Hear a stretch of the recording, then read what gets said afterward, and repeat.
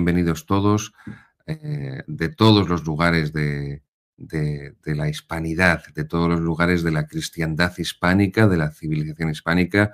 Bienvenidos a esta humilde trinchera de Cristo Rey, bienvenidos a la contrarrevolución católica y a la resistencia católica. Alguno se pregunta en los comentarios alguna vez, ¿pero qué? ¿Cómo? A ver, contrarrevolución, sí, contra la revolución liberal, contra la revolución protestante, porque eso fue el protestantismo, una revolución religiosa. Resistencia, sí, resistencia católica contra esa revolución liberal, contra ese periodo de, bueno, contra ese proceso, perdón, mejor dicho, proceso de protestantización de la Iglesia Católica al que llevamos ya más de 60 años largos siendo sometidos y que sigue avanzando. Y por eso en este programa de formación en la tradición oponemos a la revolución lo único que puede detenerla, que es la tradición. Y estas son las dos únicas alternativas que tenemos en nuestros días, o revolución o tradición. Porque si intentamos casarlas, como viene haciendo la Iglesia desde el Concilio Vaticano II, intentar casar la revolución, partes de la revolución, como si la revolución fuera divisible y se pudiera elegir como, no sé, como en un supermercado el producto que te llevas o como un buffet, escojo esto de la revolución sí, pero esto de la revolución no, esto lo rechazo y lo otro sí que lo acojo. Es un todo, la revolución es un todo y del mismo modo la tradición es un todo. Por eso decía ese gran contrarrevolucionario, el conde de Mestre, que la contrarrevolución no es una revolución en sentido contrario, sino lo contrario a la revolución.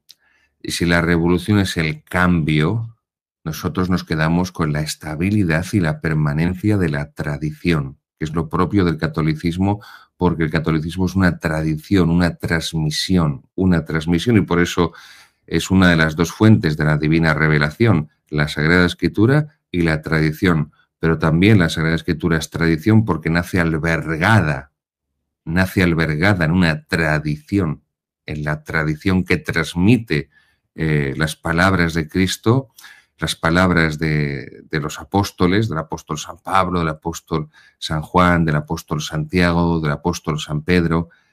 Luego, lo único que puede oponerse a la revolución es la tradición. Y por eso el carácter de este programa de formación en la tradición. Nos formamos con la palabra de Dios en esta primera sección a través de los textos de la tradición. Sin duda alguna del que es el mayor exponente de la tradición patrística, que es el gran doctor de la Iglesia, San Agustín. Cuando la Iglesia declara doctor a un santo, doctor de la Iglesia, es porque su doctrina es universal. No es una cuestión de opiniones teológicas, ni tampoco es una cuestión de carismas o gustos, carismas en el sentido de gustos, de preferencias espirituales, ¿no? Y quien tiene una tendencia espiritual carmelitana, pues se identifica con Santa Teresa y San Juan de la Cruz, doctores de la Iglesia, y quien tiene un carisma o una tendencia más hacia el carisma dominicano, se siente más cerca de Santo Tomás de Aquino, y quien tiene un carisma o una tendencia espiritual, un atractivo personal hacia el agustinismo, se queda con San Agustín. No, llegaremos en su momento también, mucho más adelante, con la ayuda de Dios, a comentar también esos escritos, esas catequesis de Benedicto XVI sobre los doctores de la Iglesia. Pero cuando la Iglesia proclama doctor a un santo, significa que su doctrina es universal, no solamente para un carisma particular. No significa eso que Santa Teresa y San Juan de la Cruz, su doctrina sea solo y exclusivamente para el carisma carmelitano, no, sino que es patrimonio doctrinal común de la Iglesia. Eso significa la elevación a la categoría de doctor de la Iglesia, doctor universal. Su doctrina es patrimonio común universal de toda la Iglesia. Y San Agustín, pues qué vamos a decir de él, que es el gran padre de la teología católica, el gran pilar de la teología católica, junto con Santo Tomás de Aquino, el doctor angélico, el aquinate, el doctor común, que por eso también en ocasiones recurro a sus textos para explicar la palabra de Dios, pero principalmente quiero centrarme en San Agustín. Y la palabra de Dios, además, que comento con los textos de San Agustín, que es la palabra de Dios, que son las lecturas del orden de lecturas de la misa tradicional, es decir, de la antigua misa romana, de la venerable y antiquísima liturgia romana tradicional, liturgia romana católica, que es el rito más antiguo de toda la historia de la Iglesia Católica, porque se remonta a los apóstoles.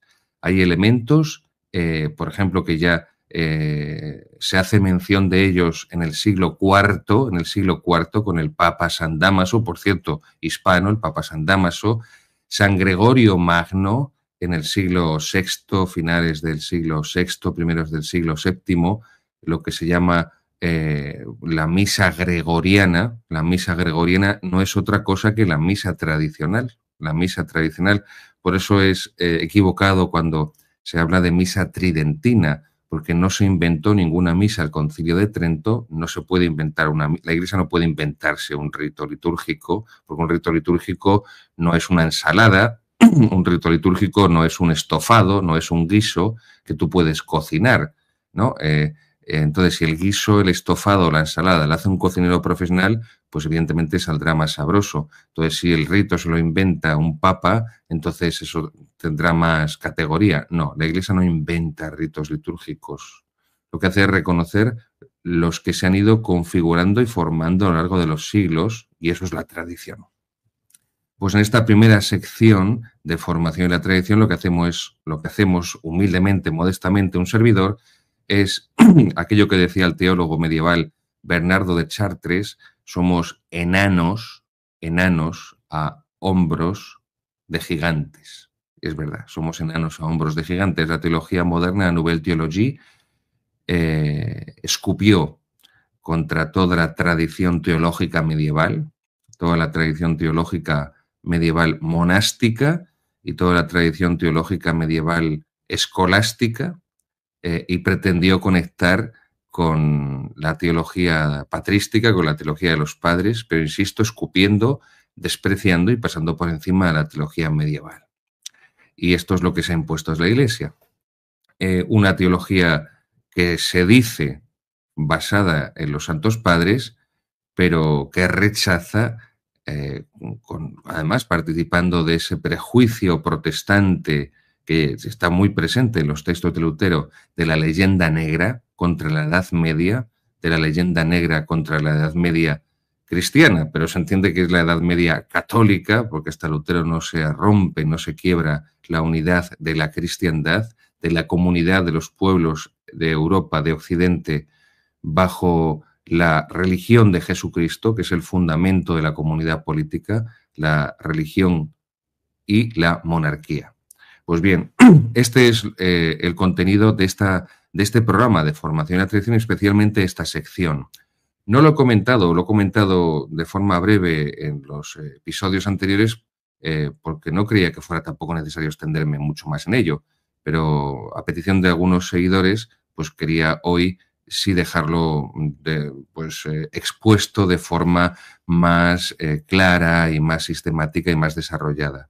En esta primera sección comentamos la palabra de Dios, fuente de revelación, a través de los textos de San Agustín, doctor de la Iglesia, gran padre latino, fuente también de la tradición, y lo seguimos. Esos textos bíblicos que comentamos no son otros que las lecturas de la misa de siempre, de la misa de la tradición, de la misa católica, de la misa tradicional, de la misa que ha santificado a tantos miles de santos, de mártires, de confesores, de papas, de obispos, cardenales, sacerdotes, fieles, a religiosas, durante 1500 años. Luego, esto es la contrarrevolución. Esto es la resistencia católica, porque oponemos la tradición a la revolución y nos armamos y nos formamos con las armas de la tradición, que son las armas católicas. Bien, vamos a comentar las lecturas que ya hemos tenido este domingo en la Santa Misa, insisto, del rito tradicional, que es las lecturas del domingo sexto después de Pentecostés. Domingo post-Pentecostés sexto, domingo sexto después de Pentecostés. Es el Evangelio de la multiplicación, de la segunda multiplicación de los panes. Pero vamos primero con la epístola. Es la epístola a los Romanos, capítulo 6, versículos 3-11. Sexto domingo después de Pentecostés, epístola a los Romanos, capítulo 6, versículos 3 al 11. Dice: ¿O ignoráis que cuantos hemos sido bautizados en Cristo Jesús fuimos bautizados para participar en su muerte? Con él hemos sido sepultados por el bautismo para participar en su muerte, para que, como él resucitó de entre los muertos por la gloria del Padre, así también nosotros vivamos una vida nueva. Porque si hemos sido injertados en él por la semejanza de su muerte, también lo seremos por la de su resurrección. Pues sabemos que nuestro hombre viejo ha sido crucificado para que fuera destruido el cuerpo del pecado y ya no sirvamos al pecado. En efecto, el que muere queda absuelto de su pecado. Si hemos muerto con Cristo, también viviremos con él. Pues sabemos que Cristo, resucitado de entre los muertos, ya no muere más. La muerte ya no tiene dominio sobre él, porque muriendo murió al pecado una vez para siempre, pero viviendo vive para Dios. Así pues, haced cuenta de que estáis muertos al pecado, pero vivos para Dios en Cristo Jesús. Como saben, y lo he dicho en otras ocasiones, por si alguien para los que se van incorporando, mejor dicho, nuevos, la traducción que utilizo es la de la Biblia Nácar Colunga, de la editorial Bach, de 1944. Fue el primer libro que publicó la editorial Bach en 1944, es un clásico. Alberto Colunga Cueto, Eloíno Nácar Fuster, son los dos traductores y de ahí viene ese nombre. La Biblia Nácar Colunga, Nácar Colunga. Hay miles de ejemplares que se venden de segunda mano por precios muy económicos en todocolección.com, en Iberlibro y en otros lugares. Y además en todos los formatos. Hicieron muchísimas ediciones en formatos de todo tipo, desde bolsillo a super bolsillo mini, que casi te quedas ciego leyendo esas letritas, a otros formatos de todo tipo. Simplemente pueden buscarla. Imagino que también está en PDF en Internet y es la mejor traducción, es la más clásica. Además es un español, un castellano muy sabroso, muy sabroso, muy sabroso, porque es ese castellano de los años 40, de los años 30, de los años 50, que realmente era pues bastante más rico. Insisto, tiene un sabor especial que no muchas veces el que utilizamos habitualmente hoy en día, que cada vez pues es más, está más, ¿cómo decirlo?, adelgazado en el sentido de muchas palabras y de muchas expresiones. Y el Evangelio de este sexto domingo después de Pentecostés es el de Marcos, capítulo 8, versículos 1 al 9. Marcos, capítulo 8, versículos del 1 al 9. Por aquellos días, hallándose otra vez rodeado de una gran muchedumbre que no tenían qué comer, llamó a sus discípulos y les dijo: Tengo compasión de la muchedumbre, porque hace ya 3 días que me siguen y no tienen qué comer. Si los despido a ayunos para sus casas, desfallecerán en el camino, y algunos de ellos son de lejos. Sus discípulos le respondieron: ¿Y cómo podría saciárselos de pan aquí en el desierto? Él les preguntó: ¿Cuántos panes tenéis? Dijeron: 7. Mandó a la muchedumbre recostarse sobre la tierra y tomando los 7 panes, dando gracias, los partió y los dio a sus discípulos para que los sirviesen, y sirvieron a la muchedumbre. Tenían unos pocos panecillos y dando gracias dijo que los sirviesen también. Comieron y se saciaron y recogieron de los mendrugos que sobraron 7 cestos. Eran unos 4.000 y los despidió. Pues bien, como les decía al comienzo, Se trata de la segunda multiplicación de los panes y los peces que recoge los evangelios sinópticos. Y los textos de San Agustín que he estado seleccionando, pues sobre todo podía también haberme centrado, como han podido escuchar en la primera lectura, la epístola que habla del bautismo, pero quería centrarme mejor, no ya solamente porque el Evangelio tuviera esa preeminencia sobre la epístola, y por eso piensa en la Santa Misa, la epístola la escuchamos sentados y para el Evangelio nos ponemos en pie. Evidentemente, tanto la epístola como el Evangelio son los dos, ambos, palabra de Dios, no cabe la menor duda, pero evidentemente el Evangelio es el corazón de la Sagrada Escritura, es el centro, es el núcleo de la Sagrada Escritura. Insisto, no es que sea más palabra de Dios el Evangelio que las epístolas de San Pablo o que el Apocalipsis o que las cartas de San Pedro, no se trata, o los Hechos de los Apóstoles, no, todo es la palabra de Dios. Pero evidentemente hay una preeminencia sobre el Evangelio. Y por eso he pensado seleccionar los textos de San Agustín sobre pues la cuestión, el tema sobre el que versa este Evangelio del del sexto domingo después de Pentecostés, que es evidentemente sobre la Sagrada Eucaristía, sobre la Santísima Eucaristía, sobre el misterio eucarístico. Y habla San Agustín de que hay 3 clases de pan. Habla de 3 clases de pan. Es del sermón, lo tomo del sermón 58, el sermón 58 de San Agustín. Y habla San Agustín, está comentando la 4ª petición del Padre Nuestro, de la oración de los hijos de Dios. Danos hoy nuestro pan de cada día. Dice San Agustín que las peticiones están ordenadas en el Padre Nuestro a la peregrinación en esta vida. Y por eso cuando pedimos danos el pan nuestro de cada día, dánosle hoy, dice, danos ese pan eterno y ese pan temporal, porque se está refiriendo a los dos. Cuando pedimos, cuando invocamos en la oración del Pater Noster, danos hoy el pan nuestro de cada día, dánosle hoy, estamos pidiendo tanto el alimento material como también el alimento espiritual. Y es más, San Agustín lo vamos a ver, donde se detiene y donde incide y lo que subraya es de la preeminencia del alimento espiritual sobre el alimento material, como hay una preeminencia también del alma sobre el cuerpo. Nos has prometido el reino, Señor, no nos niegues tu ayuda para llegar a él, alimentándonos con el pan del cielo.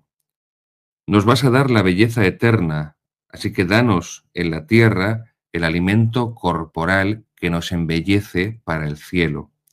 Nos pides que pidamos el pan de cada día y por eso decimos hoy, en este tiempo que pasa, pero pedimos el pan que nos alimenta para la eternidad.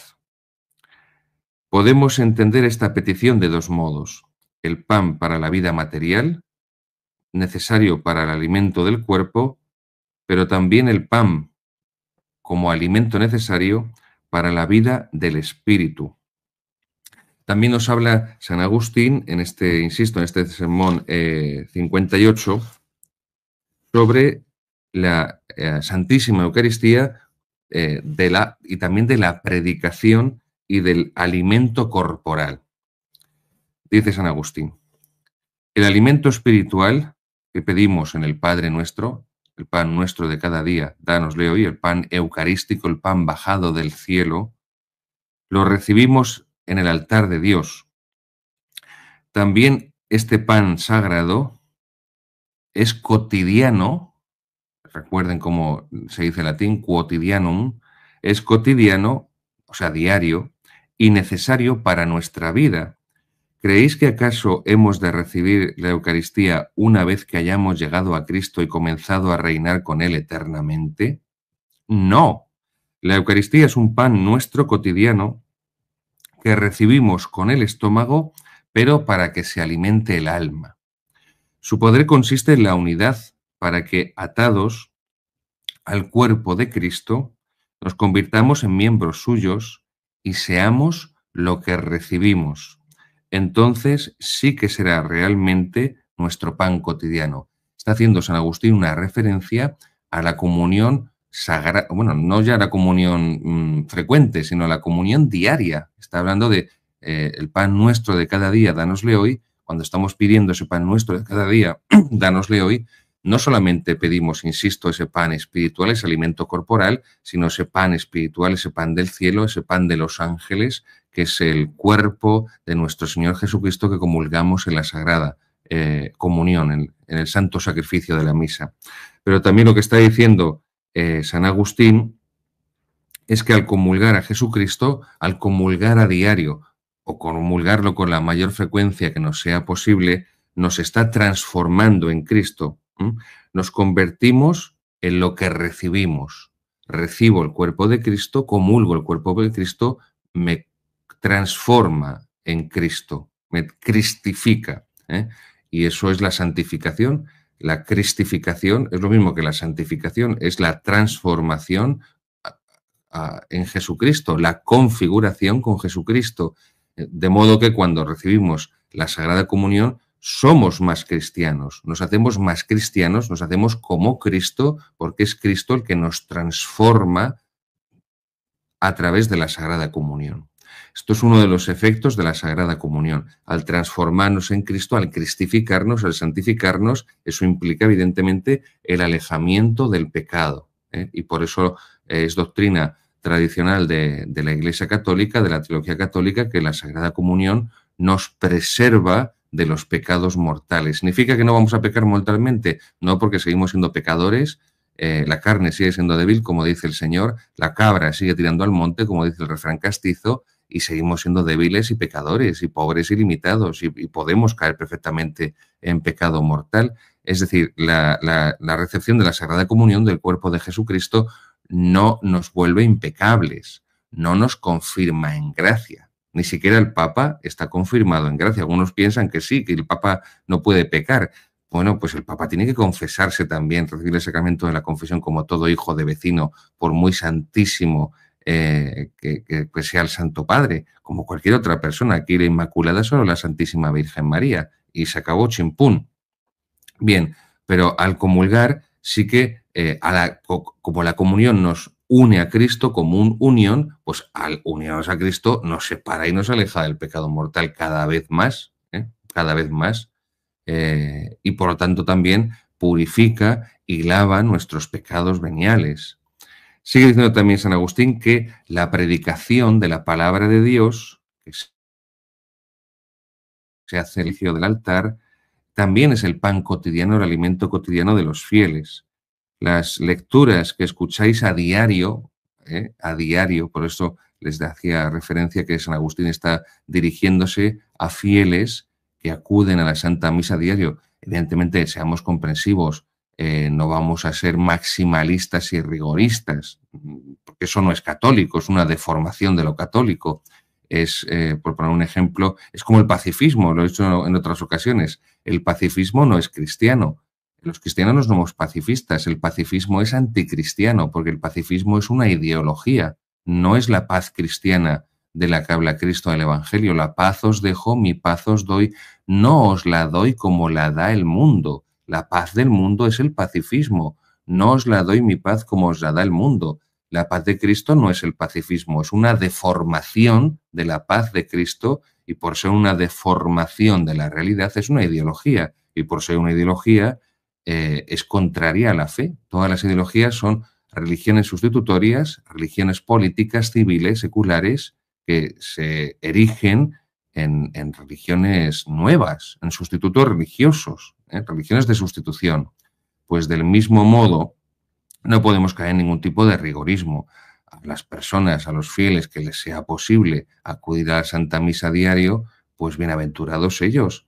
A los fieles que no les sea posible, pero puedan acudir algún día entre semana, pues lo permitan su trabajo, sus obligaciones familiares y demás, pues bendito sea Dios. Y al que por su trabajo, sus obligaciones familiares y demás no puede más que asistir el domingo, pues también bendito sea Dios. Cada uno, Dios comprende las circunstancias en las que nos ha puesto a cada uno. Y eso es evidente. El padre Damián, en Molokai, apóstol de los leprosos, pues no podía confesarse bueno, se confesaba cada muchísimo tiempo, porque no había ningún sacerdote que se atreviera a irse con los leprosos a Molokai, con él, porque tarde o temprano sabía que se iba a contagiar de lepra y se iba a morir. Entonces, hay un episodio que es muy impresionante, la vida del padre Damián de Molokai, que tuvo que confesarse con un sacerdote en mitad del mar, un barco que no quería atracar en la isla de Molokai, que se quedó anclado a una distancia de la costa. El padre Damián se acercó con su canoa, con su balsa, con su barca, y tuvo que confesarse a gritos desde la barca él con un sacerdote que estaba en el barco arriba, en cubierta. Evidentemente, pues tuvo que decir todos sus pecados en alto delante del capitán y de todos los marineros que estaban allí presentes. Pónganse en su lugar, qué humillación tan grande, ¿no? Que tiene que gritar tus pecados a un sacerdote que no se atreve a acercarse más, no sea que se pueda contagiar de lepra, y lo están escuchando un montón de desconocidos. Bueno, pues por eso no podemos ser rigoristas y maximalistas, porque Cristo es firme, pero no es rigorista. El rigorismo es una deformación, por eso decía lo del pacifismo, que es una deformación de la paz cristiana, de la paz de Cristo, y el rigorismo es una deformación de la firmeza que leemos y que vemos y que contemplamos de Jesucristo en el Evangelio. Por eso Jesucristo es firme, pero no es rigorista. Tenemos que tener muy presentes estas distinciones, que a uno pueden parecerle que son distinciones sutiles y que son ganas de buscarle tres pies al gato, como decimos en España, pero bueno, en los detalles están las cosas importantes muchas veces. Sigue diciendo también San Agustín cómo cuando por la infinita misericordia de Dios lleguemos al cielo, allí ya no comulgaremos, no recibiremos la Sagrada Comunión, porque ni escucharemos la lectura de la palabra de Dios como hacemos en el santo sacrificio de la misa, porque dice San Agustín, entonces veremos al Verbo de Dios y oiremos al Verbo de Dios, porque estaremos unidos al Verbo de Dios, contemplando, adorando al Verbo de Dios. Luego es importante comprender que, por lo tanto, la Sagrada Comunión, la Santa Misa, cuyo fruto es la Sagrada Comunión para el alma del fiel que lo recibe, que acude a ella, es el alimento espiritual para la vida temporal, Fíjense la Iglesia que sabia, madre y maestra, que lo único que pide, por eso no es rigorista, incluso cuando la Iglesia Católica era algo serio, no el circo de Manolita Chen que tenemos hoy, pues imponía solamente como obligación comulgar una vez al año por Pascua Florida. Es el mínimo, una vez al año por Pascua Florida. Esto se vivía cuando existía todavía una sociedad católica, cuando había todavía naciones católicas, cuando la propia Iglesia no estaba minada de sodomitas y de herejes como está hoy minada, hay constancia, yo lo he visto cuando he estado de párroco en pueblos muy pequeños, se dejaba constancia en el archivo parroquial de todas las personas que acudían a lo que se llamaba el cumplimiento pascual y recibían el sacramento de la penitencia, de la confesión, y se acercaban a recibir la Santísima Eucaristía, la Sagrada Comunión en la Santa Misa, en el tiempo de Pascua. Luego, el alimento para la vida de este mundo, para nuestra vida espiritual en la tierra, es el alimento de la comunión del cuerpo y la sangre de Cristo. Nos sigue diciendo también San Agustín que en esta cuarta petición del Padre Nuestro, el pan nuestro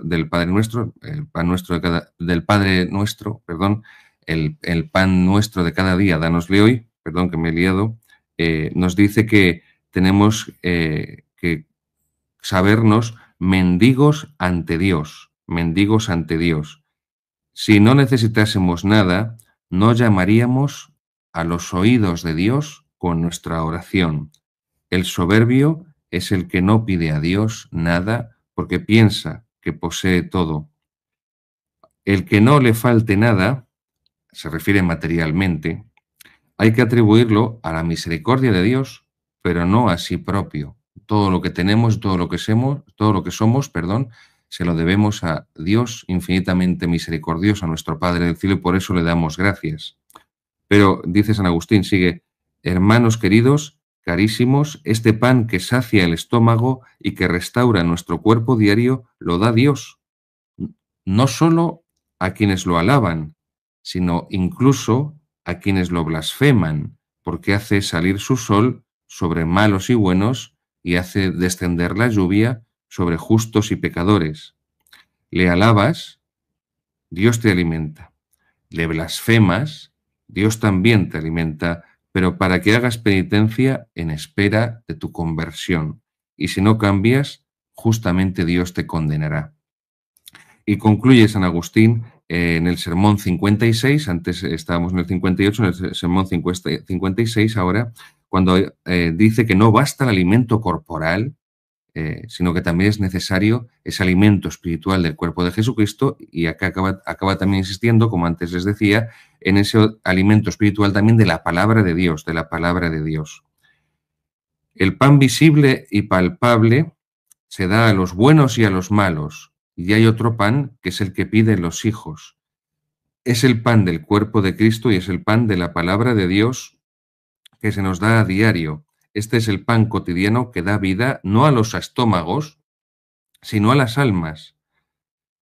El que admite obreros a su viña debe darles dos cosas, la comida para que no desmayen en su trabajo y el premio para que se alegren.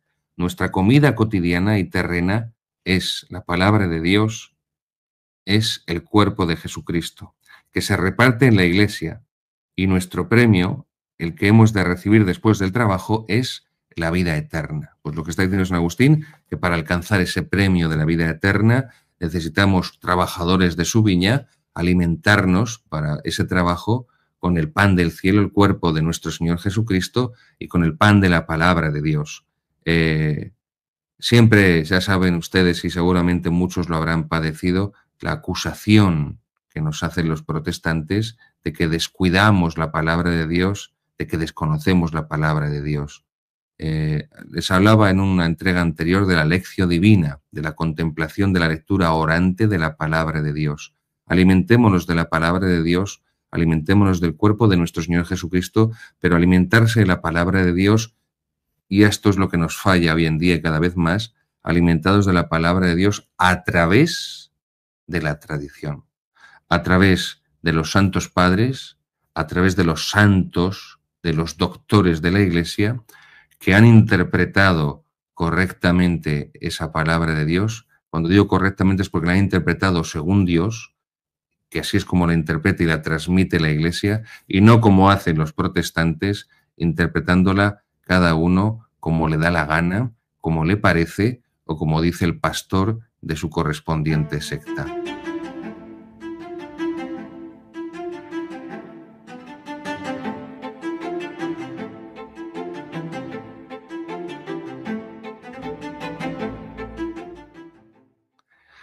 Queridos seguidores, seguimos la segunda sección de Formación en la Tradición con el comentario, la explicación del Catecismo de Monseñor Schneider, Athanasius Schneider, Credo Compendio de la Fe Católica, publicado en España por nuestros amigos de Luz de Trento. Les enviamos un fuerte abrazo, Luz de Trento. Recuerden, estamos explicando la parte introductoria de la segunda parte, del segundo bloque del Catecismo de Monseñor Schneider. Tiene distintos bloques. El primer bloque explica el credo, y en el segundo bloque está explicando los 10 mandamientos, la moral católica, la moral, el buen obrar. Lo titula así, la moral, el buen obrar, el lex vivendi. El primer bloque, que es el credo, es la lex credendi, la ley que se cree, la ley del credo, de lo que creemos. Este segundo bloque es la lex vivendi, la moral.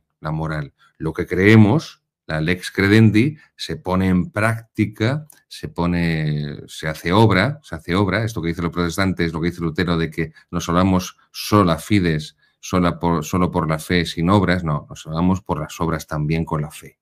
Entonces, el segundo bloque de este catecismo de Monseñor Schneider es la lex vivendi, la teología moral, la enseñanza moral tradicional de la religión católica, y por eso el buen obrar. Después vendrá el siguiente bloque, que es la lex orandi, la ley de la oración. La ley de la oración, que es donde explicamos, señor Schneider, pues la liturgia católica, la sagrada liturgia, los sacramentos y demás.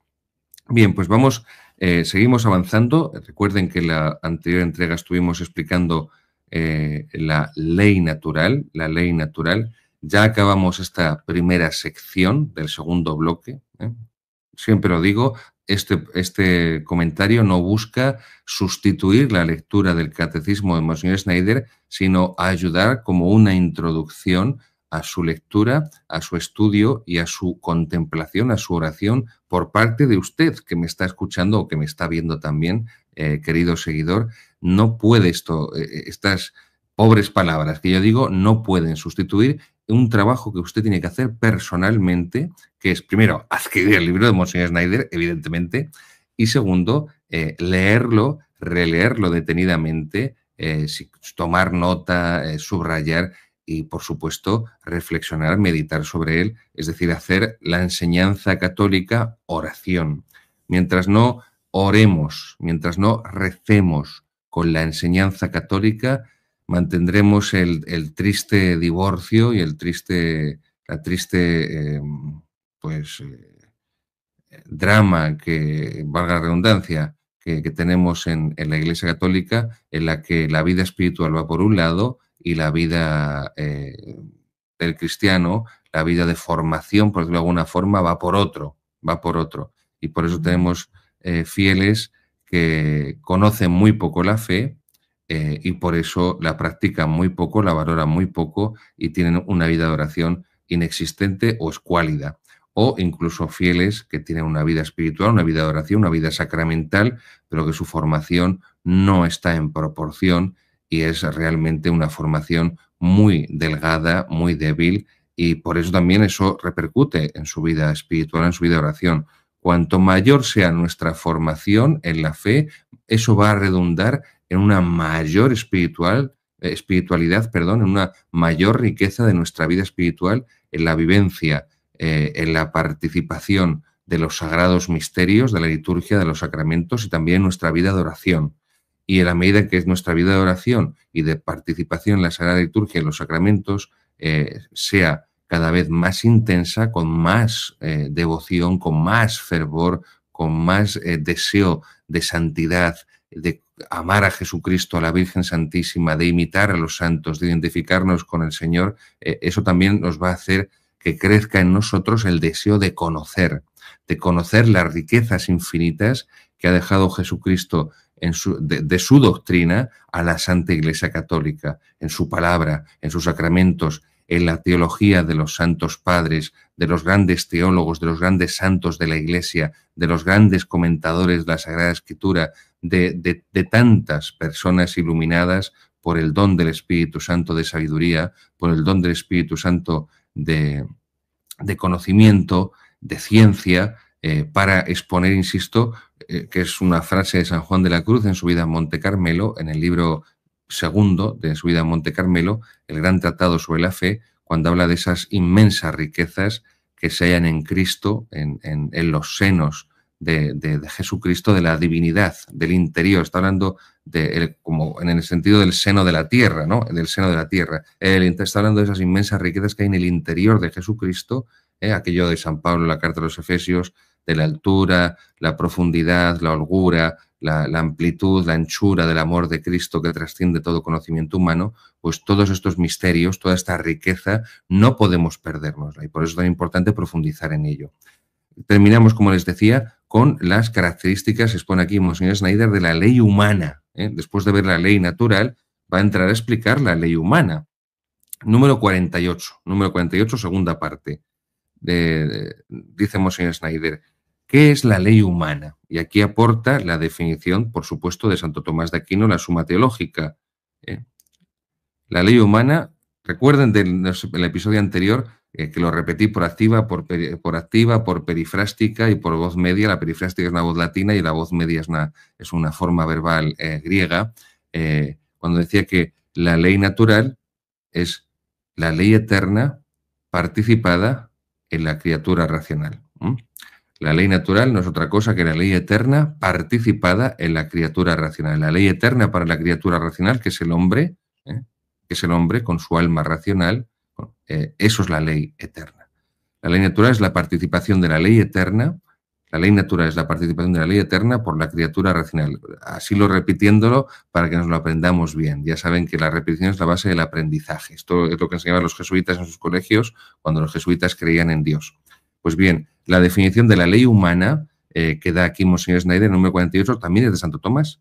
¿Qué es la ley humana? Y dice Santo Tomás, es la ordenación de la razón para el bien común promulgada por el que tiene autoridad legítima sobre la comunidad para la cual fue creada la ley. Vamos a explicarlo con detenimiento porque esto, aquí está todo, aquí está todo. Esto es lo propio de Santo Tomás, la Suma Teológica. Una frase lo dice todo, no queda ningún matiz, no queda nada que se le escape, todo está hecho con suma claridad, pero eso sí, todo está hipercondensado, hipercondensado. Por eso leer la Suma Teológica lleva tiempo. También no solamente por la extensión, pues que evidentemente es muy extensa, sino porque cada frase que describe Santo Tomás la Suma está escrita al milímetro, está como si fuera cincelada en piedra, y por eso la lectura tiene que ser meditada de la Suma Teológica, tiene que ser sosegada, tiene que ser contemplativa incluso. Esto lo digo para todos los hermanos sacerdotes que cada vez son más, gracias a Dios, que nos siguen, que me siguen a mí, que soy un pobre mindundi y un aficionado, pero bueno, ya saben cómo dice el refrán que en el país de los ciegos el tuerto es el rey. Entonces, bueno, pues a los hermanos sacerdotes que me seguís, animaros, si no lo habéis hecho todavía, a empezar y a continuar, porque empezar es de muchos y continuar es de héroes, es de santos, a continuar esa lectura de la Suma Teológica, ese estudio de la Suma Teológica, porque ordena la mente, y se lo digo por experiencia, el estudio de la Suma Teológica, su lectura, ordena la mente, te forma, crea en ti una forma mentis, una forma de pensar, de razonar, y eso nos ha privado la teología moderna de ello.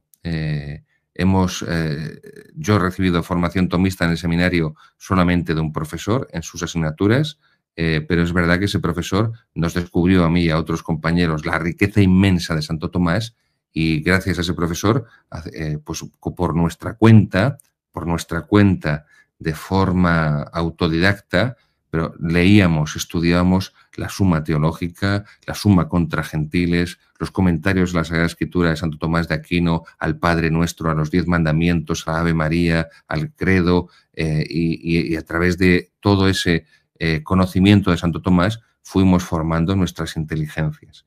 Pues la ley humana es primero una ordenación de la razón, es decir, lo propio de la ley es la ordenación de la razón, que significa que la ley tiene que ser racional, racional, y por eso es una ordenación de la razón, no es una cuestión de la voluntad. Si pensamos que la ley es cuestión de lo que le dé la gana hacer arbitrariamente al que hace la ley, al que promulga la ley, estamos en el voluntarismo, estamos sosteniendo que la voluntad va por delante del entendimiento, de la razón, y lo único que ocurre en ese sentido es que caemos en el voluntarismo jurídico. El voluntarismo jurídico no es otra cosa que el positivismo jurídico. ¿Qué significa esto de voluntarismo jurídico o positivismo jurídico? Que la ley es lo que le dé la gana hacer al que tiene el poder de hacerla, independientemente de la realidad. Entonces, si a mí me da la gana hacer una ley que diga que 2 hombres son un matrimonio o 2 mujeres son un matrimonio, o que Gabriel se autopercibe como Carolina y entonces es Carolina, pues eso es así y se acabó.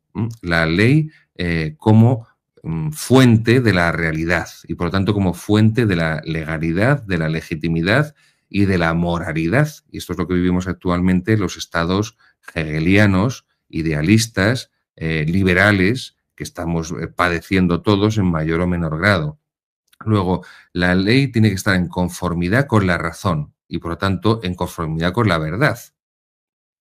Es decir, con la realidad. Esta es la definición tomista, lo vimos en su día, de la verdad. La adecuación del entendimiento con la realidad. La adecuación del entendimiento con la cosa entendida. Esta es la definición de Santo Tomás. Eso es la realidad. Si esto es un cuchillo, es una verdad objetiva, depende la verdad del objeto y no depende de lo que el sujeto percibe. No es un cuchillo, es una pluma. La mojo en el tintero y me pongo a escribir con ella. No, eso es un cuchillo. No, que mojo la punta del cuchillo en un bote de tinta y me pongo a escribir con ella porque es una pluma. No, es un cuchillo. Pues es que para mí es una pluma porque puedo utilizarla como una pluma, pero objetivamente el objeto es un cuchillo, no es una pluma. A esto se está refiriendo. Luego, la ley, en primer lugar, es racional, es una ordenación de la razón. No es, insisto, un voluntarismo jurídico, un positivismo jurídico en el cual el gobernante hace y deshace como le dé la gana, independientemente de la realidad y de la naturaleza de las cosas, de la realidad de las cosas. La ley humana es un precepto de la razón, una ordenación de la razón ordenada al bien común, al bien común, al bien común. Es decir, se busca el bien de la polis, de la ciudad, el bien de la comunidad. ¿Qué es el bien común? El bien del hombre en cuanto hombre. Es decir, el bien del hombre en cuanto su naturaleza racional y su naturaleza espiritual. Eso es.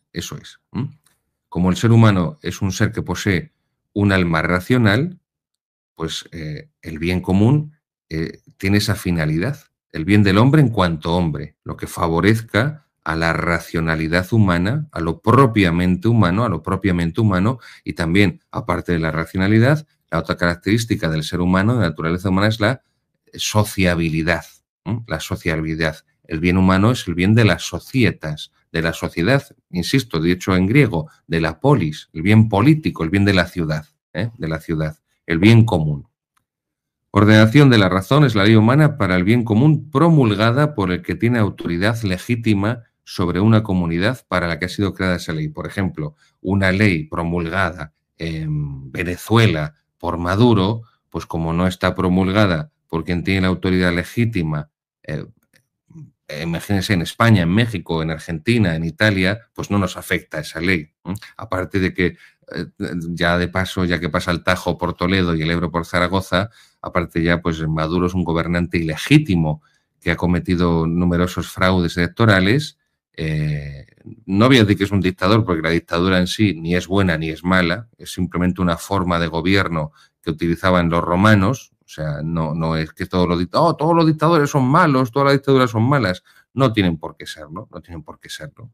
Son neutras dependiendo quién encarne esa dictadura. Pues puede ser una dictadura mala o puede ser una dictadura buena. Cuando el coche va a estrellarse, pues si alguien coge el volante, que no es el conductor, lo coge el copiloto o quien sea y pega un volantazo para que no se estrellen el coche, digo el volante, puedo decir el timón, también se podría decir en un barco, pues ese acto vendría, no, pero es que este es un dictador porque no es el conductor, no es el que lleva el volante, no es el que lleva el timón, no es el timonel. En un momento de crisis, quien se pone a la cabeza de una nación y hace dictador, pues eso es una dictadura, porque es un momento extraordinario de crisis, dependiendo evidentemente de cómo sean los motivos, los fines, las causas, el desarrollo, las consecuencias, pues se verá si esa dictadura ha sido buena o mala. Pero bueno, por quien tiene la legítima potestad, la legítima autoridad de la comunidad. Número 49. ¿De qué modo la ley humana viene de Dios? Y esto es importantísimo, es doctrina católica. La ley humana proviene de Dios indirectamente en la medida en que Dios hace que todas las autoridades gobiernen legítimamente al participar de su autoridad. Nos está diciendo aquí Santo Tomás, que lo recoge Monseñor Schneider y toda la tradición católica, el origen religioso del poder. El origen religioso del poder. Por eso los contrarrevolucionarios, los tradicionalistas españoles, los carlistas, su trilema empieza con Dios, patria y rey. Se está refiriendo al fundamento religioso, al origen religioso del poder. La Revolución Francesa, el liberalismo de cuño masónico, va a decir que el origen del poder no está en Dios. El origen del poder está en el pueblo, en la soberanía popular. Y por eso desde la Revolución Francesa lo que vemos es que se sustituye la soberanía de Dios, la soberanía social de Jesucristo, que es lo propio de la cristiandad, lo que despectivamente a veces se llama a nivel historiográfico el antiguo régimen, pero la soberanía social de Jesucristo, eso es la cristiandad, la soberanía social de Jesucristo, las leyes humanas, la convivencia humana, se configura en virtud de la ley natural y de la ley divina revelada, de la ley divina positiva. Ya lo explicamos en programas anteriores. Y por eso habla de soberanía social de Jesucristo, o dicho de otra forma, como Pío XI, del reino de Cristo Rey, esa encíclica Quas Primas de Pío XI en 1925.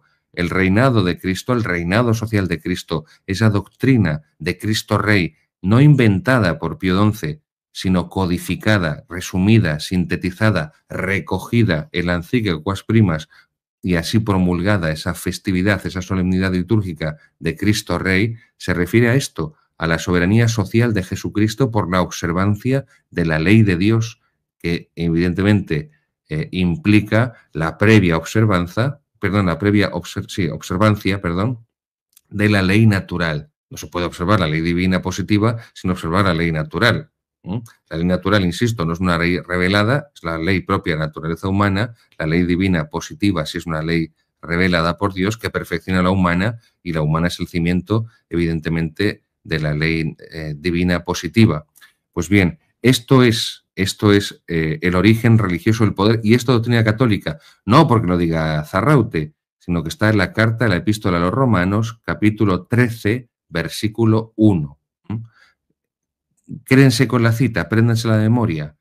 Epístola a los Romanos, capítulo 13, versículo 1. Esa es la doctrina católica del origen religioso, del fundamento religioso del poder político. Y por eso los primeros cristianos rezaban por el emperador, por el César y por sus ministros.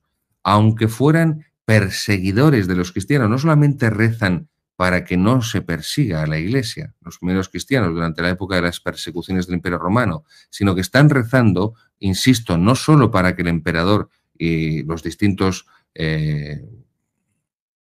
cónsules y los distintos gobernadores de provincias del imperio no persigan a los cristianos, no solamente rezan para que se conviertan, están rezando para que desempeñen su función, su cargo político con justicia, conforme al bien común, en esa ordenación de la razón al bien común, que es la ley humana, y por eso están rezando por ellos.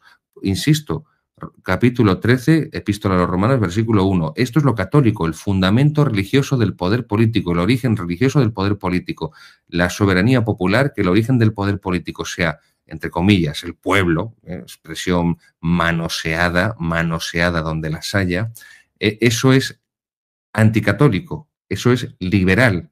El origen del poder no está en el pueblo, no está en la soberanía popular, está en Dios. Está en Dios, que ha creado al ser humano un ser social, un ser comunitario, un ser político, antropon zoon politikon estim, un ser político, un ser social por naturaleza. Y por eso el fin de la ciudad, de la polis, de la política, es el bien común, es el bien común. Esto es muy importante. Si tenemos esto claro, comprendemos la enseñanza política de la Iglesia antes del Vaticano II, el magisterio católico político que desaparece desde el Vaticano II, porque la Iglesia se suma al liberalismo, la Iglesia rechaza, no lo hace abiertamente, pero evidentemente ahí está, desde el Vaticano II, la Iglesia lo que hace es abrazarse a la ideología liberal, a la política liberal, y por eso acepta, y por eso elogia, y por eso promueve la democracia liberal, los regímenes democráticos liberales. España fueron los obispos los que en buena manera trajeron la transición a la democracia liberal, con una constitución atea que ha traído el divorcio, que ha traído el aborto con más de 3 millones de abortos en los últimos 40 años, la eutanasia, la ideología de género, el transexualismo, por supuesto el separatismo para destruir España y balcanizarla. Todo esto fue con el apoyo de los obispos durante la transición, por supuesto, del infausto Pablo VI, y siguen los obispos felicísimos y contentísimos de que tengamos un sistema político de democracia liberal atea, insisto, atea. Entonces, esto es de una importancia completa para comprender que el origen religioso, del poder y el fundamento religioso del poder político en la comunidad cristiana, en la comunidad política cristiana, que era la cristiandad. Era la cristiandad. Ya no estamos en el régimen político de la cristiandad, ya no hay naciones católicas, en el sentido de que tengan leyes católicas, que se supone que son leyes, evidentemente, y son católicas, que observan la ley natural, y por eso las legislaciones de los regímenes democráticos liberales atentan contra la ley natural, insisto, pues con el aborto, con la eutanasia, etcétera, etcétera, etcétera. Es decir, abandonar las leyes católicas, al final lo que ha conseguido y lo que ha propiciado ha sido leyes anticatólicas, porque no existen las leyes neutrales, porque no existe el Estado neutral, porque no existe la política neutral, porque el Estado, la política y la ley se hacen en virtud de la antropología, de la idea de hombre que tiene el que hace esas leyes. Y si el que hace esas leyes no tiene una idea cristiana, una antropología cristiana, que no haría falta ponerle tampoco muchos adjetivos de cristiano, pero realista, en el sentido también de realista, pues inventará que eso, que el matrimonio son dos hombres o son dos mujeres, o que un hombre o una mujer es lo que autoperciba sexualmente. Número 50. ¿En qué se diferencia la ley humana y la ley natural? Y nos dice Monseñor Schneider, la ley humana no es universal, sino que depende de los que están sujetos a ella y del poder del legislador. No es inmutable, sino que admite excepciones, dispensas y supresiones. No es absoluta y generalmente no se considera vinculante cuando resulta gravemente inconveniente. Luego, la ley natural, la ley propia de la naturaleza humana, que está inscrita, está en nuestra naturaleza humana. La ley natural, ¿en qué se diferencia de la ley humana? Podríamos decir también en qué se parece, en el sentido de que la ley humana no es otra cosa que la concreción de la ley natural. La ley natural, pues sus premisas, sus postulados son muy generales, por eso, porque forma parte de la naturaleza humana. Entonces, lo que hace la ley humana en cada nación es concretar la ley natural en su legislación. Por ejemplo, la atención a las personas mayores, a los ancianos. ¿Cómo se atiende a esos ancianos? Con un impuesto que se paga para que tengan una prestación social una vez que se jubilen, o que cada uno lo haga individualmente, o que se haga a través de los distintos entes que haya a nivel medio en el Estado. Por ejemplo, pienso en Estados Unidos, eso es, se tiene que encargar de él el Estado central, de esa atención de las pensiones a los ancianos, a las personas jubiladas, el Estado central o cada uno de los estados. ¿Cuál es la edad de jubilación? 60, 65, 67, 70. Esas legislaciones humanas, esas leyes humanas que concretan la ley natural es lo propio. Pero eso sería, por poner ese ejemplo, ¿en qué se parecen? ¿Y en qué se diferencian? Pues que la ley humana, mientras que la ley natural es universal porque forma parte de la naturaleza humana, la ley humana no es universal y por eso hay distintas leyes en cada nación, en cada país, dependiendo de la idiosincrasia y de las peculiaridades de ese país. Y por eso en un país se podrá ir con el coche a 140 kilómetros por hora y en otro país la legislación solamente te dejará ir con el coche a 100 por hora. Y las dos son igual de legítimas. Luego, al no ser universal, la ley humana depende de los sujetos, de los que están sujetos a ella y del poder del legislador. No es inmutable. La ley universal, es que son las características. Está haciendo ya de paso, Monseñor Schneider, un repaso a las características de la ley natural. Primera característica de la ley natural, la universalidad. La ley humana no es universal. Por eso cada nación tiene una ley. La ley natural es inmutable, no puede cambiar, porque lo que está mal siempre, porque está mal para la naturaleza humana, y lo que está bien siempre para la naturaleza humana. O sea, si hace 1000 años estaba mal matar niños, 1000 años después, hoy día, sigue siendo un crimen, asesinato, matar niños. En el vientre de la madre también, por supuesto, en el vientre de la madre también, porque es eso lo que lleva dentro, un ser humano, no lleva una lechuga ni, no sé, un... En fin. Luego, propiedades de la ley natural, que la diferencian de la ley humana: universalidad, inmutabilidad.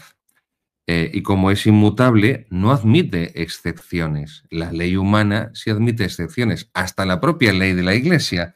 Se me ha olvidado traerme el derecho canónico, lo tenía señalado. El derecho de la Iglesia, la ley de la Iglesia marca, por ejemplo, cuando se refiere a los obispos, que los obispos tienen que tener unos estudios de doctorado, o al menos unos estudios de equivalente licenciatura, máster, pero que bueno, que también no se le puede dispensar de ello, ¿no? Entonces, hay una ley, un principio general, pero que se puede dispensar. Lo digo porque desde luego el episcopado contemporáneo en todos los países, salvo muy raras excepciones, se caracteriza por su decadencia intelectual. Vamos a dejarlo ahí, que no me quiero cebar. Bien, como la ley humana no es inmutable y puede cambiar, admite excepciones, se la puede dispensar, incluso la propia ley de la Iglesia, dispensar en lo que es humano, no en lo que es divino. O sea, por eso hay lo que significa la ley divina, ahí la Iglesia no puede dispensar. Yo siempre lo he dicho, lo repito, el poder del Papa no es un poder absoluto, la autoridad del Papa no es una autoridad absoluta, no está en el derecho de la Iglesia, en el derecho canónico, ni en ningún documento de la Iglesia figura que el Papa pueda hacer lo que le dé la gana. La autoridad del Papa tiene dos límites. Por arriba, el derecho divino, el Papa no puede cambiar las cosas de Dios, y por abajo el derecho natural, la ley natural, lo que es propio de la ley natural, el Papa no lo puede cambiar. La pena de muerte no es otra cosa que el derecho a la legítima defensa, es un derecho natural, a la legítima defensa ejercida por el gobernante en nombre de la comunidad política. Y por eso el Papa Francisco, cuando supuestamente, entre comillas, modificó la enseñanza de la pena de muerte católica en el catecismo, aunque esté hecho ese cambio en el catecismo, aunque esté incluido, es nulo, es inválido, porque está rompiendo con la tradición de la Iglesia, que siempre enseñó que la pena de muerte era legítima. Otra cosa es que en la práctica se pueda estudiar si se puede sustituir por la cadena perpetua. Bueno, eso en la práctica podemos entrar en debate, pero como principio, a nivel teórico, la legitimidad de la pena de muerte siempre fue una enseñanza constante y continua de la Iglesia Católica durante 20 siglos. Y el Papa Francisco o cualquier otro papa no tiene autoridad para cambiar algo que viene de la tradición de la Iglesia, el derecho divino. Pero aparte, la cuestión de la pena de muerte viene también de derecho natural, de ley natural, insisto, porque es el derecho natural a la legítima defensa, que para que evitar venganzas personales se debe ejercer legítimamente por el gobernante en nombre de la comunidad política. Lo que estoy diciendo es que el Papa no tiene potestad, no tiene poder para cambiar la ley natural, y por eso también el documento Fiducia Supplicans del año 2023, el Papa no tiene autoridad para decirnos a los sacerdotes que tenemos que bendecir o que podemos bendecir parejas homosexuales, porque la homosexualidad va contra la ley natural, va contra Dios creador. Es un pecado que clama al cielo, como dice la Escritura, la sodomía. Los sodomitas fueron castigados en Sodoma y en Gomorra por esto. Entonces, tengamos claro, estas cuestiones son muy importantes, por eso me estoy deteniendo mucho más, porque estas cuestiones de legalidad y legitimidad, que también esto lo podemos explicar el próximo día, la legalidad y la legitimidad, estas cuestiones jurídicas, de filosofía jurídica, pero también de teología jurídica, porque la teología también en el catolicismo va unida al derecho. Esto, y termino, es muy importante, quédense con ello. En el mundo protestante, la teología está peleada con el derecho.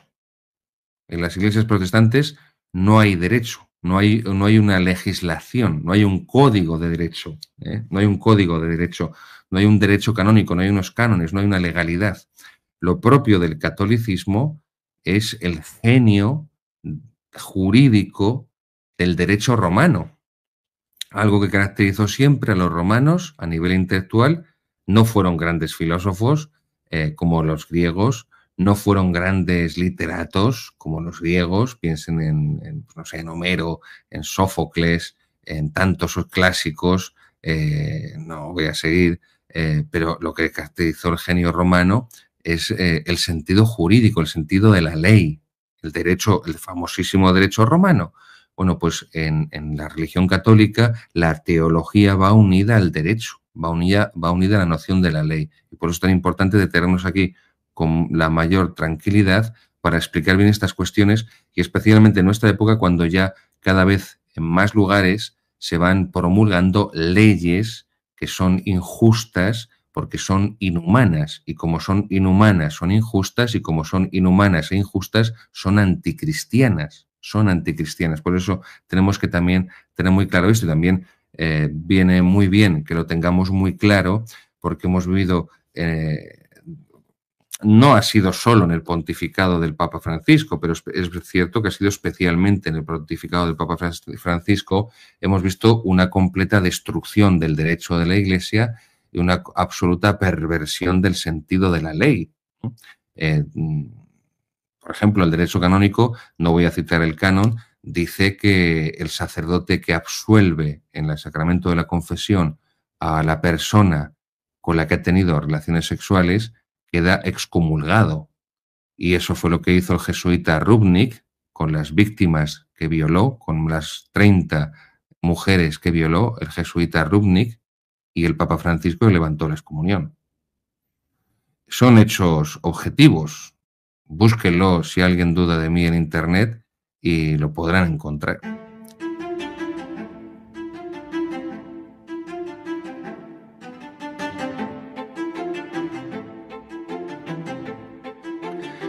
Queridos seguidores, seguimos con nuestra sección de Historia de la Teología Católica, de la mano del Papa Benedicto XVI, con sus famosas catequesis que estamos semana tras semana resumiendo y presentando para que ustedes, por supuesto,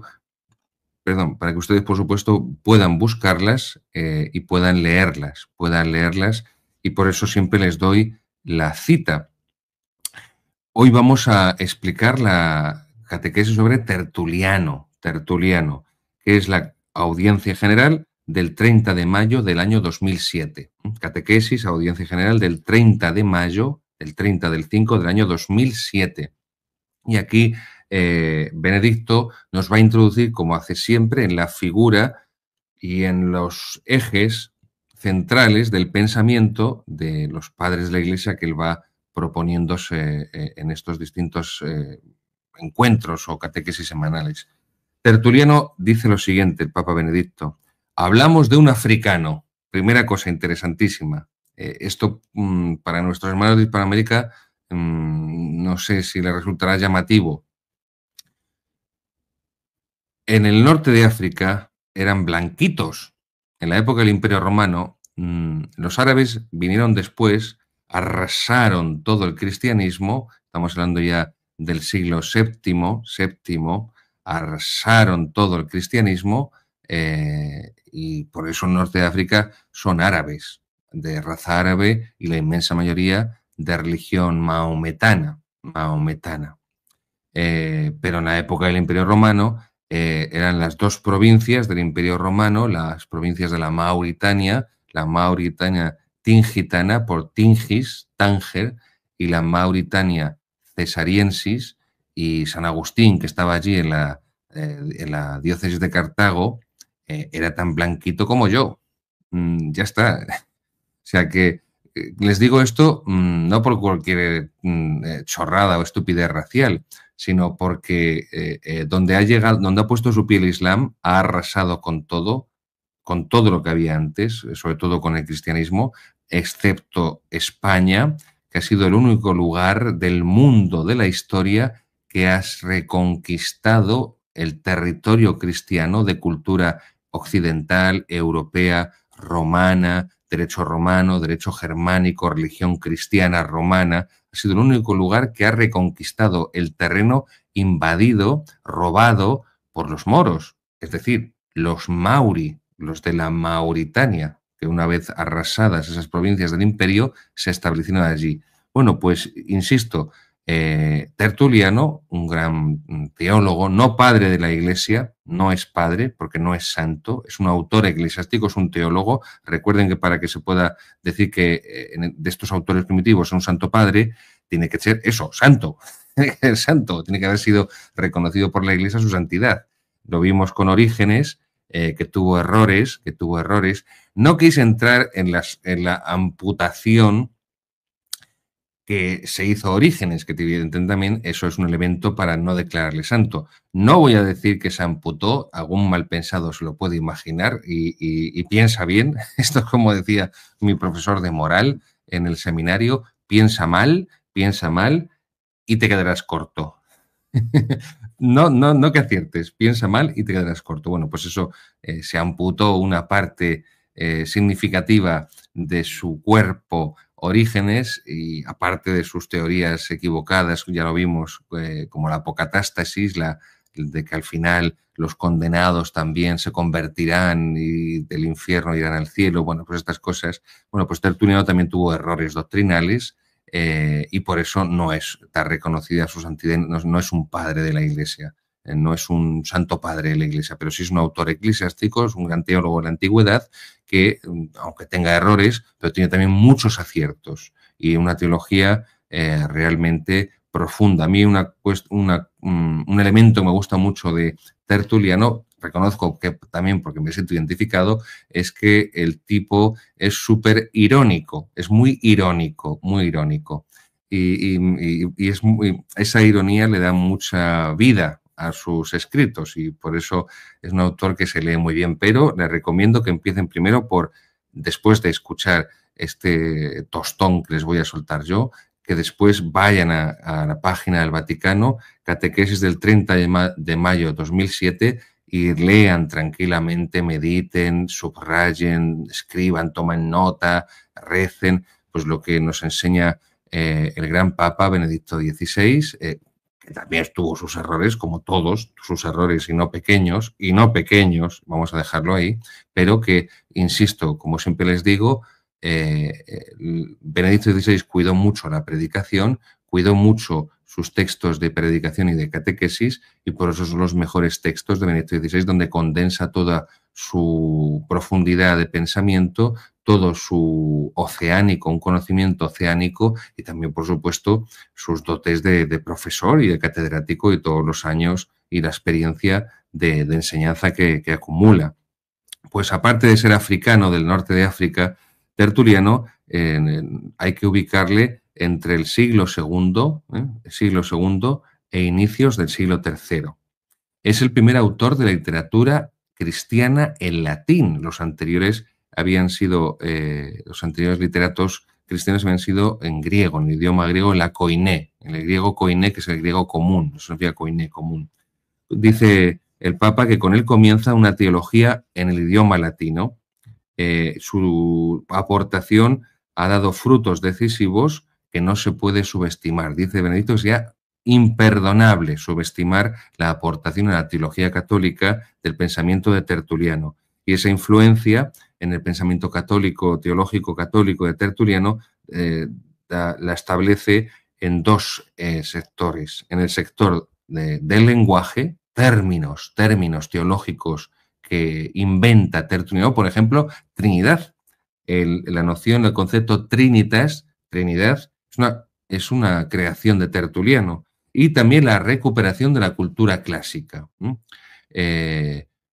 Cuando antes del Vaticano II había una formación clásica muy fuerte en los seminarios, eso colaboraba mucho, no solamente la cultura general de los sacerdotes, sino que era una base mejor para el estudio, evidentemente, de la teología. Yo siempre lo digo, cuanto más filosofía se estudia, más y mejor se comprende la teología, y es una teología segura, entiéndanme. Me refiero a una filosofía realista, a la filosofía tomista, escolástica, la filosofía que la Iglesia siempre recomendó, que no es otra que la de Santo Tomás de Aquino. No voy a otro tipo de filosofías que son incompatibles absolutamente con la fe, porque están cerradas la trascendencia o porque deforman la trascendencia de Dios. Pero lo mismo ocurre con la cultura clásica. Cuanto más y mejor estemos formados en la cultura clásica, en las humanidades, la paideia clásica griega, la humanitas latina, pues más riqueza tendrá para nosotros toda la teología católica. Por eso ha sido un gran drama que cada vez se pierda más en Occidente el cultivo de la cultura clásica de las humanidades y que fuera la propia Iglesia, después de Vaticano II, la que hiciera desaparecer la mayor parte de la formación clásica, de la formación humanística de los seminarios y por lo tanto, de los sacerdotes y de los obispos. El sacerdote que me llevó al seminario y al que le doy mi vocación siempre dice de forma graciosa que un obispo no es más que un cura promocionado. Y es verdad, no más que un cura promocionado. En el seminario decíamos, el seminarista que eres es el cura que serás. Y aún peor, incluso, el seminarista que eres es el cura que serás. Y es verdad, que en el seminario era un hombre, era un chaval que rezaba, cuando es sacerdote sigue rezando. Que en el seminario se hacía remolón a la hora de rezar, pues cuando es sacerdote, pues reza todavía menos. Y lo mismo ocurre con los obispos, ¿no? El sacerdote que ha llevado vida de oración la sigue llevando cuando es obispo y el sacerdote que ha rezado poco y mal, pues sigue siendo después un obispo que reza poco, mal o nada. Y lo mismo la formación. Luego esto es muy importante, el sacramento del orden sacerdotal y la ordenación episcopal configuran con Jesucristo, pero eso no te convierte en santo, no te convierte en santo. Tengámoslo presente. Pues esto es muy importante como legado de Tertuliano, esa formación clásica, esa recuperación de la cultura clásica, porque la formación de Tertuliano, pues él tuvo, dice el Papa Benedicto, una sólida formación retórica, que también esto se quitó de los seminarios después de Vaticano II. Había una asignatura que era la de retórica, cómo hablar en público, la oratoria sagrada. Esto también, al eliminar los seminarios, bueno, pues hay sacerdotes que tienen más o menos el don de hablar en público, algunos lo cultivan, otros no lo cultivan, pero claro, si no se enseña mínimamente a comunicar en público, pues el lenguaje verbal y el lenguaje no verbal, la oratoria, pues esto va en detrimento de la formación a la hora de predicar la palabra de Dios por parte de los sacerdotes y de los futuros obispos. Ya lo dice San Pablo, fides ex auditu, la fe viene de la predicación. Evidentemente esa predicación no depende para la transmisión de la gracia y de la fe de las cualidades humanas del predicador. Evidentemente, pero también es cierto que como la gracia no anula la naturaleza, ese principio de la suma teológica, la gracia no anula la naturaleza, sino que la perfecciona, pues cuanto mejor sea la perfección humana del sacerdote que predica la palabra de Cristo, la palabra de Dios, más fácilmente esa palabra de Dios podrá llegar a los fieles. Bien, Tertuliano, ¿cuál fue el problema que tuvo? Pues que se hizo rigorista. Se hizo rigorista y acabó abandonando la comunión de la Iglesia y uniéndose a una secta rigorista que se llamaban el montanismo, porque ese fue su fundador, Montano, el montanismo o los montanistas.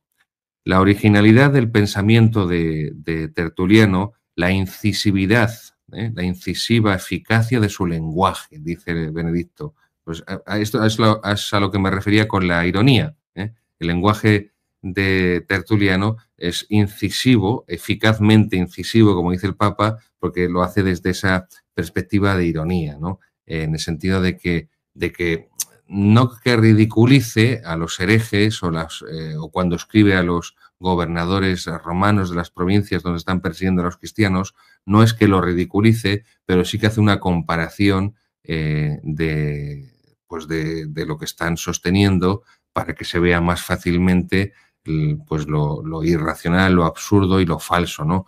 Por ejemplo, Tertuliano, cuando escribe a los gobernadores, me detengo en ese ejemplo, cuando escribe a los gobernadores romanos de las provincias donde están produciendo persecuciones contra los cristianos, les dice que el propio teatro que se representa en los teatros romanos de las provincias, se hacen parodias de los dioses, se hacen burlas de los dioses, además en un sentido picante, no diré pornográfico, pero bueno, picante de las aventuras de cama, vamos a dejarlo ahí, de las aventuras de cama, de las aventuras sexuales de los dioses, y sin embargo a los cristianos se les persigue y se les martiriza porque supuestamente atentan contra los dioses, porque no creen más que en el único Dios verdadero que es Padre, Hijo y Espíritu Santo, la Santísima Trinidad. Esto es lo que hace Tertuliano. Le está poniendo en esa epístola que envía a los gobernadores de provincia, nos perseguís, nos martirizáis, nos torturáis, nos echáis a las fieras en el circo para que nos devoren, porque nos acusáis de que decimos que vuestros dioses son falsos, porque el único Dios verdadero es la Santísima Trinidad, Padre, Hijo y Espíritu Santo, y sin embargo, supuestamente esos dioses que vosotros tanto veneráis y que os duele tanto que nosotros digamos que son falsos, en vuestros teatros a los que acudís los estáis ridiculizando, es decir, estáis blasfemando de vuestros propios dioses. Pues estas cuestiones es la que hace Tertuliano con ese, como dice Benedicto, esa incisiva eficacia, ese lenguaje irónico, mordaz. Por ejemplo, también dice Tertuliano, decís que nosotros somos antropófagos y que comemos niños en nuestras reuniones de culto nocturno, se está refiriendo a la Santa Misa, pero dice, pero si vosotros todos habéis asesinado niños haciéndolos abortar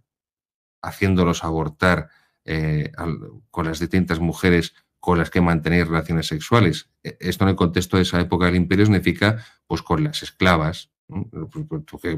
Los que tenían más dinero tenían también esclavas sexuales y a lo mejor no querían que la esclava sexual que haya quedado embarazada del amo pues tuviera el niño. O sea que, bueno, son famosos sobre todo sus escritos de carácter apologético, es un gran apologeta, es decir, un gran defensor de la fe, insisto, contra estos ataques contra la fe, contra la religión católica, contra la Iglesia, por parte del mundo pagano y también por parte del mundo judío, todo hay que decirlo, todo hay que decirlo. Y por eso la obra más conocida de Tertuliano es el Apologético, en latín Apologeticum, donde denuncia el comportamiento injusto, es esto que estoy diciendo también, de las autoridades políticas con respecto a la Iglesia, donde explica y defiende las enseñanzas y las costumbres de los cristianos, presenta las diferencias entre la religión cristiana, las distintas corrientes filosóficas de la época, el judaísmo, porque en el Imperio Romano pensaban que el cristianismo no era otra cosa que una secta judía, una especie de, pues eso, de cisma que había habido en el judaísmo. Y no es eso, es la alianza nueva y eterna. No es el judeocristianismo que dicen los progresistas, modernistas y liberales de la Nouvelle Théologie y toda la recua de funcionarios eclesiásticos analfabetos funcionales que se dedican a repetir como loros sin leer nada. Y si no decía esto, perdónenme, explotaba en 2000 pedazos. Ningún Santo Padre, en ningún solo texto, no me voy a cansar de decirlo, en ningún solo texto de ningún Santo Padre ni de ningún autor eclesiástico de la antigüedad aparece la expresión judeocristianismo, porque entienden, como San Pablo, que el verdadero Israel es la Iglesia. El nuevo Israel, el nuevo pueblo de Dios, el pueblo de la alianza nueva y eterna sellada en la sangre de Cristo en la cruz, es la Iglesia. Y por eso el pueblo que ha rechazado al Mesías, al Hijo de Dios, es el pueblo infiel. No es el verdadero Israel. Del mismo modo que Santo Tomás de Aquino dice que una ley injusta, una ley inicua, aunque tenga apariencia de ley, no es ley verdadera, porque la ley tiene que ser justa y tiene que mirar por el bien común, pues lo mismo podemos decir. El verdadero pueblo de Dios es la Iglesia Católica, el verdadero Israel, porque es el de la alianza nueva y eterna, no el de la antigua alianza que ya ha caducado. Por eso la muerte de Cristo, como nos dicen los evangelios, se rasgó el velo del templo. Se rasgó el velo del templo. Así que esta expresión del judeocristianismo no es más que una invención de la teología moderna absolutamente ajena a 20 siglos de tradición teológica católica, ausente por completo, y una especie de, no sé, de ensalada, ¿no? Como estas ensaladas que empiezas a echar tienes sobras, ¿no? Tienes sobras en la nevera y empiezas a echar de todo lo que pillas en la ensalada. Entonces echar lechuga, tomate, pepino, espárragos, huevo duro, nueces, manzana, yo qué sé, sandía, cebolla, todo lo que vas pillando lo vas echando. Pero que hagas una ensalada no significa que eso sea una unidad. Precisamente una ensalada es la mezcla de varios elementos. Bueno, pues el cristianismo no es una ensalada de judaísmo y cristianismo, no. Es la alianza nueva y eterna, que comprende la antigua alianza, pero la supera porque la plenitud es Jesucristo. Es Jesucristo. Si no parece que estamos pues como una hamburguesa y que el Nuevo Testamento y la Nueva Alianza es la carne y la antigua es el pan. No, mire, es que no se trata de pegar o juntar, poner juntas dos cosas que no son lo mismo, aunque una provenga de la otra, pero una de ellas, la segunda, es la perfección, perfectum en latín, lo que está hecho con del todo, lo que está completo de la otra. Luego, en ese sentido son distintas. Son distintas. Bueno, no me quiero entretener aquí, pero esto siempre hay que remarcarlo. Dice Tertuliano, bueno, la expresión famosa sangre de mártires, semilla de cristianos, es de Tertuliano. Sanguis martyrum semen Christianorum. Sanguis martyrum semen Christianorum. La sangre de mártires es semilla de cristianos. En este Apologeticum, aquí es donde la escribe. En el número 50, en el número 50, capítulo, 50-13. 50-13 dice así: la sangre de mártires es semilla de nuevos cristianos. El martirio, el sufrimiento por la verdad, hace salir victorioso sobre la crueldad y la violencia de los regímenes totalitarios. Donde ha habido regímenes totalitarios que han perseguido al catolicismo, a la Iglesia después ha salido fortalecida. Piensen la mayor persecución de toda la historia de la Iglesia Católica que ha sido aquí en España, la cruzada de 1936 contra el socialismo, el comunismo, el anarquismo, el bolchevismo, en definitiva el marxismo, el separatismo, la masonería. Bueno, pues la vitalidad de la Iglesia en España de los años 40 y 50 es un caso único en la historia de la Iglesia en todo Occidente. La cantidad de mártires, 6.000, 7.000 prácticamente, solamente sacerdotes y religiosas y obispos, y después la vitalidad de los años 40 y 50 de la Iglesia en España, con seminarios repletos, todos, con los monasterios todos repletos, con cientos de misioneros, con una vida cristiana y una gran práctica religiosa, misiones populares, acción católica, adoración nocturna, Legión de María, todo lo que ustedes puedan pensar. Podemos pensar en la Polonia comunista, esa floración de vida cristiana, incluso los regímenes, como el régimen alemán nacionalsocialista, después de la Segunda Guerra Mundial, la Iglesia Católica florecía en Alemania, hasta que llegó el Vaticano II y se fue al carajo. Igual que en España, florecía hasta que llegó el Vaticano II y se fue al carajo. Y florecía en Polonia, siguió floreciendo en Polonia, fíjense, después del Vaticano II, siguió floreciendo, porque la lectura que se hizo del Vaticano II en Polonia fue muy distinta a la que se hizo en Alemania, por no decir opuesta, y la que se hizo en España, pero es cierto que el catolicismo en Polonia, y nuestros seguidores polacos nos lo podrán confirmar, quien está debilitando el catolicismo en Polonia es el liberalismo, es la democracia liberal moderna. Lo que no pudo hacer el comunismo de arrancar la fe a los polacos, lo está haciendo el liberalismo democrático. O sea, esto también es importante.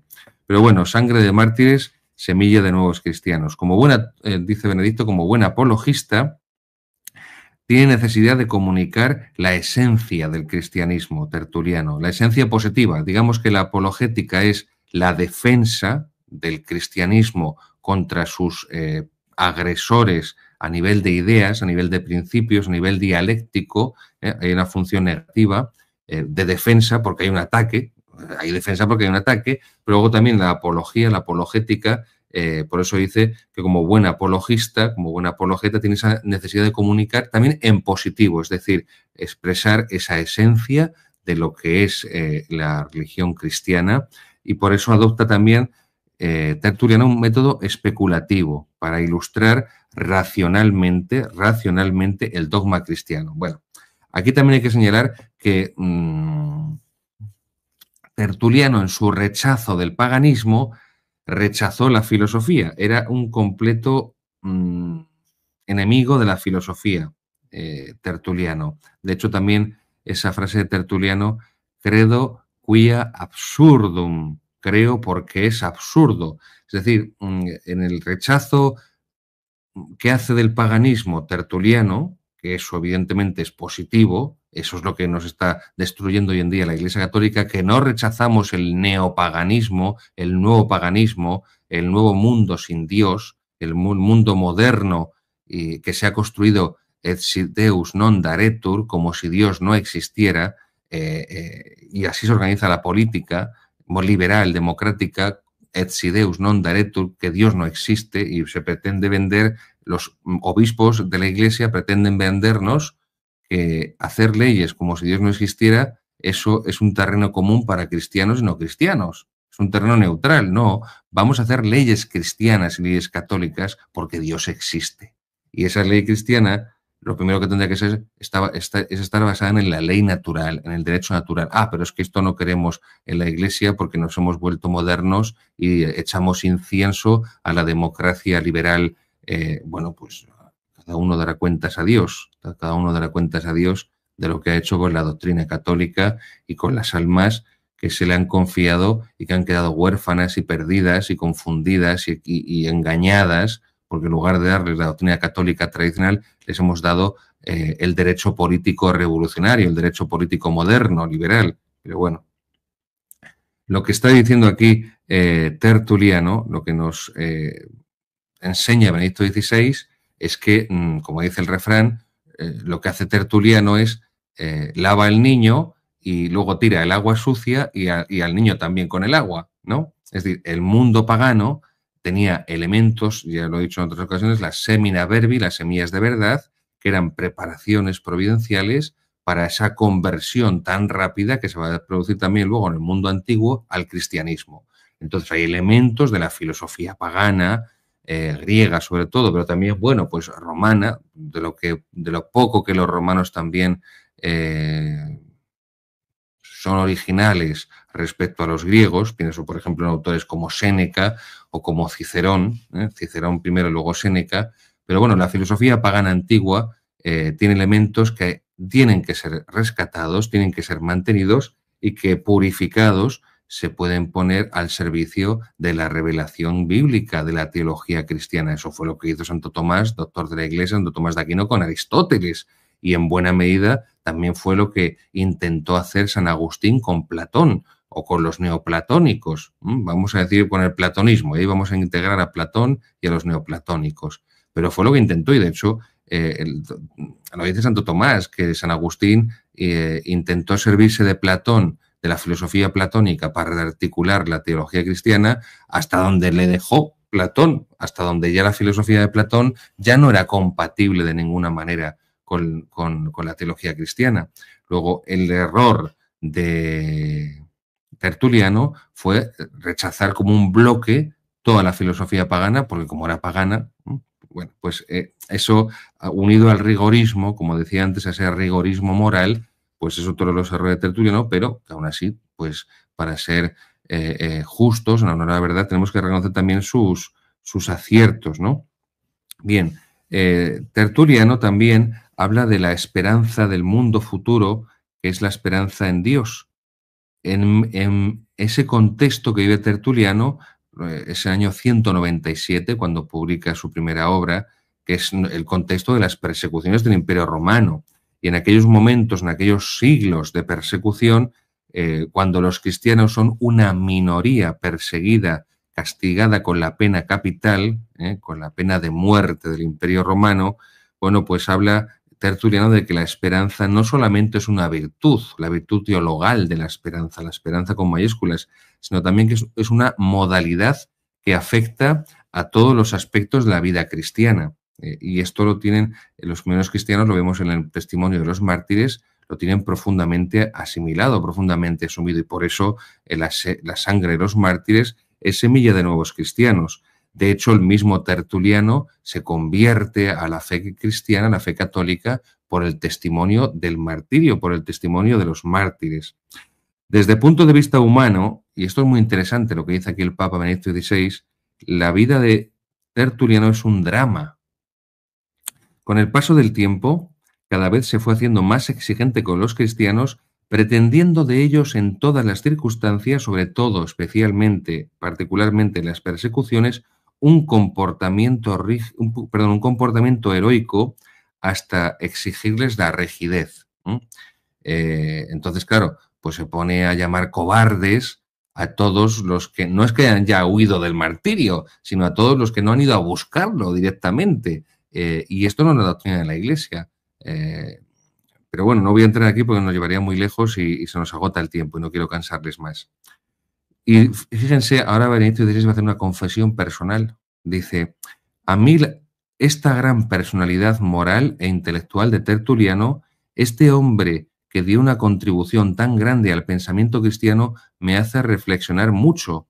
Se ve que al final de su vida le falta la humildad para integrarse en la Iglesia aceptando las debilidades, sus debilidades, y para ser también tolerante con los demás y consigo mismo. Las personas que son rígidas con los demás es porque son rígidos con sí mismo y por eso tratan mal a los demás porque tienen un amor desordenado hacia sí mismos. Y como no son capaces de amarse sanamente a sí mismos, por eso no son capaces de amar sanamente al prójimo.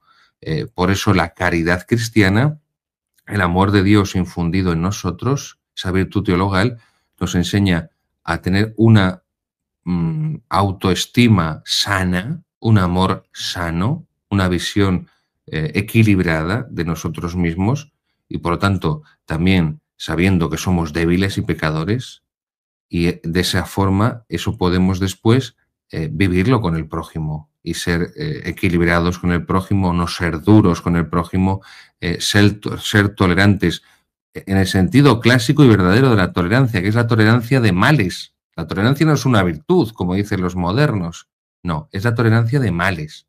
Entonces yo tolero los defectos del prójimo porque también el prójimo tolera los míos. Y como yo también tengo que tolerar, no hacer las paces, no hacer las paces, pero tolero también mis propias deficiencias, pecados, limitaciones, pues eso me ayuda a ser comprensivo con las debilidades, las miserias, los pecados, limitaciones del prójimo.